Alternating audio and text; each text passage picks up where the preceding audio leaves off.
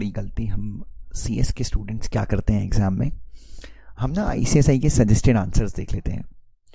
और हम कोशिश करते हैं एग्ज़ाम में सजेस्टेड आंसर्स की तरह ही लिखने की। बच्चों मेरा यकीन मानिए, आईसीएसआई को इस चीज़ में कोई दिलचस्पी नहीं है कि आप सजेस्टेड आंसर जैसा लिख रहे हैं नहीं लिख रहे हैं, उससे कोई फ़र्क नहीं पड़ता बच्चों सबसे अच्छी चीज़ जब बात आती है एग्ज़ाम में आंसर्स लिखने की, आईसीएसआई ये देखता है कि क्या आप अपने आप को एक बेहतरीन तरीके से एक्सप्रेस कर पा रहे हैं। अगर आईसीएसआई ने ये पूछा है, एक एग्जांपल मिसाल के तौर पे अगर उन्होंने ये पूछा है कि सीएसआर के लिए जब नेट प्रॉफिट्स कैलकुलेट करते हैं तो जो डिविडेंड हमको दूसरी कंपनी से मिलता है और जिन कंपनीज के ऊपर जिन कंपनी से हमें डिविडेंड मिल रहे हैं उनके ऊपर भी सीएसआर का प्रोविजन एप्लीकेबल होता है, तो क्या हमें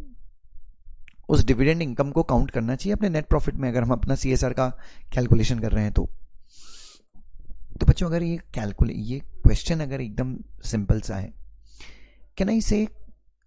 रादर देन आप इसमें फैक्ट लिखेंगे, कंक्लूजन लिखेंगे, प्रोविजन लिखेंगे, ठीक है अच्छी चीज़ है, बट मैं आपको ये कहना चाहता हूं बच्चों कि अगर आप ये ना भी लिखें तो भी there is no problem at all. आप सिर्फ ये बता दीजिए कि सेक्शन नंबर 135 के हिसाब से सीएसआर का प्रोविजन एप्लीकेबल होता है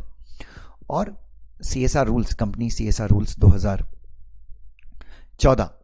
उसके हिसाब से आप ये बता दीजिए कि नेट प्रॉफिट क्लॉज जो रूल नंबर 2 है वहां पर ये बताया गया है, उसके अंदर डेफिनेशन है, आप बता सकते हैं कि वहां पे, या फिर आप सिर्फ सीएसआर रूल्स का रेफरेंस दे दीजिए, वहां पे ये डिफाइन किया गया है कि भाई आप जब नेट प्रॉफिट कैलकुलेट करते हैं तो आपकी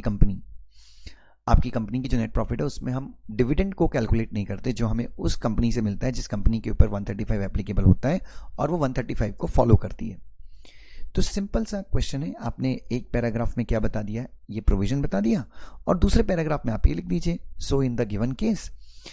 ये जो कंपनी है इसके ऊपर डिविडेंड, इसका जो नेट प्रॉफिट कैलकुलेट होगा उसमें डिविडेंड जो भी है उसके नेट प्रॉफिट में आप डिविडेंड को काउंट नहीं करेंगे जो दूसरी कंपनी से मिला अगर उन कंपनीज ने कंप्लाई किया है तो बच्चों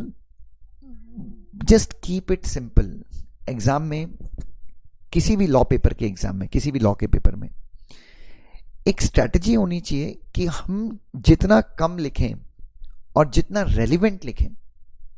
that is the greatest thing that we can do. क्योंकि यहां पर लॉ के पेपर में हमारा जो टारगेट होना चाहिए वो होना चाहिए कि कैसे हम 100 मार्क्स का पेपर अटेम्प्ट करें। आपके सामने पिछले 2-4 दिनों में मैंने कुछ पेपर्स आपको दिखाए जहां पे किसी को 70 मिला है, किसी को 75 मिला है,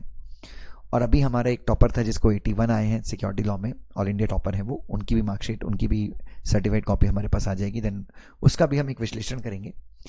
तो जस्ट एक ही चीज याद रखिए बच्चों, आंसर राइटिंग को आप जितना सिंपल बना सकें, मेक इट उतना सिंपल, ठीक है। उसको नहीं पता कि कंक्लूजन क्या लिखते हैं आप, फैक्ट क्या लिखते हैं, ये इसमें टाइम काफी चला जाता है बच्चों। नहीं, अगर आप इसमें कंफर्टेबल हैं तो आप वैसा लिखिए, बट आप सबसे पहले तो जिस प्रोविजन के बारे में केस स्टडी आपसे पूछी जा रही है आप वो बता दीजिए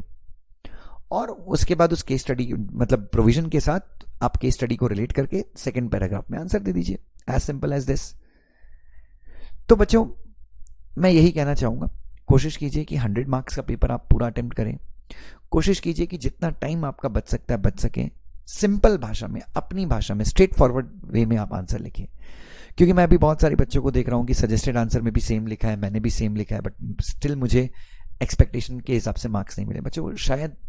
आप अपने आप को, या शायद हम उतने अच्छे से अपने आप को एक्सप्रेस ना कर पाए हो आईसीएसआई का जो एग्जामिनर है उसकी एक्सपेक्टेशन के हिसाब से। सो मेरे हिसाब से बच्चों, जितना मेरा अनुभव कहता है, अच्छे से आंसर लिखिए, आपको प्रॉपर मार्क्स मिलेंगे बच्चों। Love you so much, God bless you.